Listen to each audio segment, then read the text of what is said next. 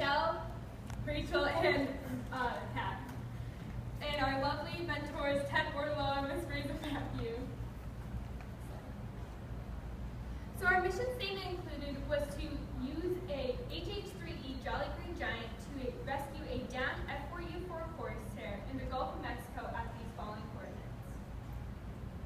Our assumptions included was that the center point of gravity was 95.9 inches from the nose of the Corsair. The mass of the empty F4U4 Corsair, including fuel, was 4,174 kilograms. There will be a 500-pound weight acting on the center point of gravity during the ferry flight. We are also assuming that the Corsair is at rest and that all forces are balanced during the ferry flight, maintaining a state of equilibrium. Our hoisting apparatus is also assumed to hold a maximum weight limit of 12,000 pounds. And for the ferry flight, the Corsair and the four-legged nylon bridle sling is 1 unit. Our statement of work included was that the aquaculture team will design a hoisting apparatus to transfer the Corsair from the Gulf of Mexico to the Shoals International Airport, a total trip of 228 miles, using the HH-3E Jolly Green Giant. Our resources are the HH-3E Jolly Green Giant, 2 rescue divers, and a maximum time limit of 8 hours. We are assuming that the Jolly Green Giant is in good working condition and that the Corsair will not sink in the 8-hour time limit. In this presentation, you will see research conducted, free body calculations, risk mitigations, and a stress analysis to perform our final design configuration. So I'm going to be talking about how we incorporated the engineering design process into this challenge. So firstly, we identified our problem, which for us was designing a hoisting apparatus in order to rescue the downed Corsair. Second, we did research on the HH-3E F4U were built on hoist design and materials. Third, we got together and decided on a hoist design based on the characteristics of our trait matrix. Fourth, we tested our desired design with free body diagrams, calculations, and stress analysis. While testing, we deduced the problem, which was that our hoist design's current placement was not providing enough stability, so we moved it from 108 inches from the nose of the Corsair to 95.9 inches from the nose of the Corsair in order to get it closer to the center of gravity and satisfy the state of equilibrium. So now I'm going to be talking about the Sikorsky and Corsair history. On November 29, 1945, using an R-5 Sikorsky helicopter piloted by Jimmy Viner, was used to save 2 men off the coast of Long Island Sound in Fairfield, Connecticut. Not only did this search and rescue mission was performed very well, it also led to many other search and rescue helicopters being made, such as the Sikorsky S-92 helicopter, perfect for military use because of its dual fuel tanks, meaning for extended range, the UH-60M helicopter, notoriously known as the Black Hawk, which has become the international symbol for Sikorsky, and the MH-60S Seahawk, perfect for Coast Guard use. But what this first successful search and rescue mission really led to was the confidence that American technology had the ability to save lives. Which brings us back to Igor Sikorsky's main goal when he first founded the Sikorsky Aircraft Company back in 1925, bringing us up to a number of 2 million, representing the lives of the civilians successfully saved by Sikorsky's search and rescue mission, with the promise to add to this number in the future. As a part of the project planning, we created a team organization chart which shows each team member and their roles throughout the challenge. This year, the Sikorsky STEM challenge had 4 different modules. Module 1 was a research presentation that focused on the history of Sikorsky, the Corsair and its variants, and the differences between a helicopter and a fixed-wing airplane. In Module 2, we created a project planning report. In this report, we created a project schedule shown above, a risk key matrix, and identified and assessed the assumptions relevant to the challenge. Then in Module 3, we created 3 different trait setting matrices.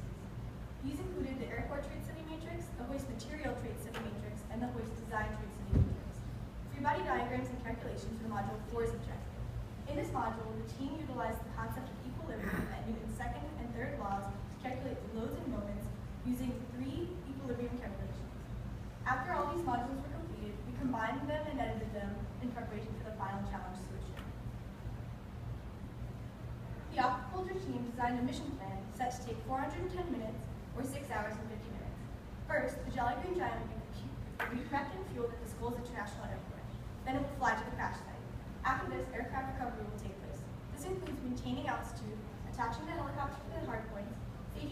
precautions and taken off back to the airport. Once the Corsair has arrived at the airport, it will be placed on a flatbed truck and supported by jack stands.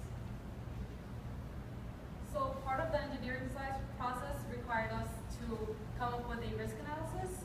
Our first risk was that due to crash landing, hard points of the Corsair may have been damaged. This is a major risk because if any of those hard points were to be damaged, there would be major instability during flight and lift. Mitigation for this is having live communication with an expert in salvage operations. Our second risk was that the rescue swimmers may have difficulty hoisting the design to the Corsair. This would take away from our 8-hour time window. However, simplicity was a very important aspect of our design, so it is ranked as moderate risk. To mitigate this, the rescue salvage operations expert stated previously can help with the implementation of this. In the third risk, the HH3 will consume extra fuel due to a drift. In the fourth risk, the HH3 will consume extra fuel due to higher temperatures, which would change the density of the air, making the HH3 work a little harder and consume the extra fuel. A mitigation for this is to equip the HH3 with enough fuel to compensate for this problem, taking account that we have 410 minutes to do this mission with buffer time as well. Our fifth risk is that the rescue swimmers will experience fatigue due to the water exposure. This is a really big risk because safety is our biggest concern during this mission. However, they are trained swimmers, so we don't expect that to be such a problem. To mitigate this, we can have EMTs available if any of this problem would happen.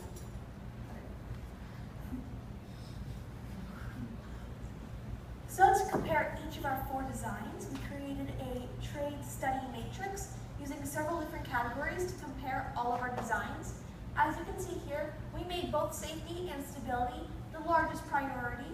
On this chart, 4 represents the best option, while 1 represents one that is least favorable. As you can see, our 4 lifting point design, which is listed as number 3, does the best in both safety and stability, contributing to the idea that it's the best choice overall.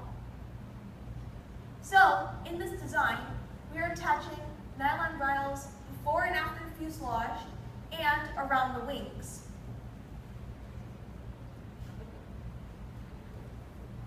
So, with this design, we did have to compromise a little bit on our cost and our weight. However, we're able to do this because of how safe and stable it is compared to our other designs. When determining our materials, we use several categories to compare the two.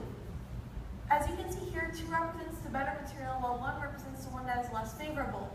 As also you can see that nylon does better than polyester in all 3 categories.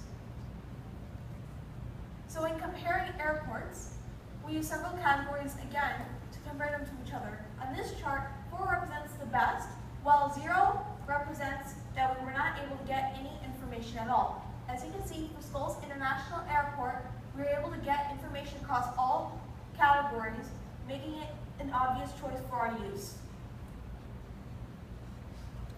Alright, so we also looked at free body diagrams and then calculations. And the first part we looked at was the Corsair being lifted.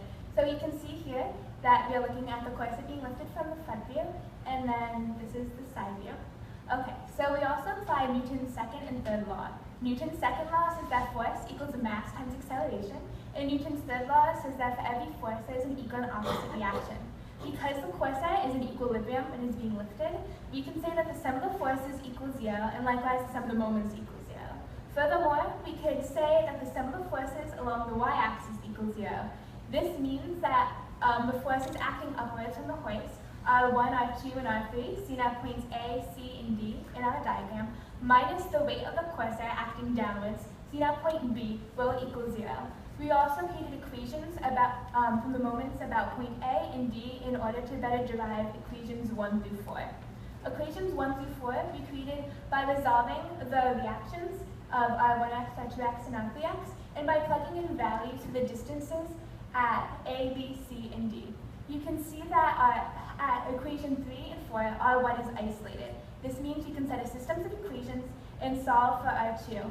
We found R2 to be 12,181.4 newtons, R1 to be 28,666.6 newtons, and R3 to be 2,760.6 newtons.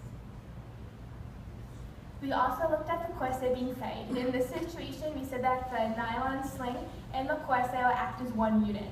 We based this off the Pythagorean theorem, where the resultant force is the hypotenuse. The weight of the Corsair acts on the y-axis, and the Corsair's drag is on the x-axis. So applying the Pythagorean theorem, we found the resultant force to be 40,965.5 newtons, and this is at an angle of 3.1 degrees. You can see that angle theta up there. So at the end, we wanted to check, one, to make sure our math is correct, but also to make sure that the plane would be in equilibrium when it's being lifted, and that stability and safety will be ensured. So what we did is that we made sure that the safe equilibrium held, so the forces acting upwards should equal the forces acting downward. When we plugged in all the actions in order to make sure this was the case, it was indeed true. So this makes sure that our stability and safety is accurate. As a part of Module 4, we performed a stress analysis using a margin of safety calculation. We performed two stress analyses, one on the individual cords of the four-leg nylon bridle and another on the single nylon cable holding up these cords. In these equations, we utilized a safety factor of 1.5, a pressure equation, and the fact that nylon's maximum strength is 3,480 psi. The resulting numbers of the equations were greater than 0, showing that both concepts were safe.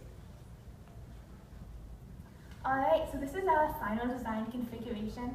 The aquaculture team will utilize a four-leg nylon bridle sling that will attach to the forward and aft fuselage of the Corsair and on the wings. They will converge upon a point above the center of gravity of the Corsair, located at 95.9 inches from the Corsair's nose.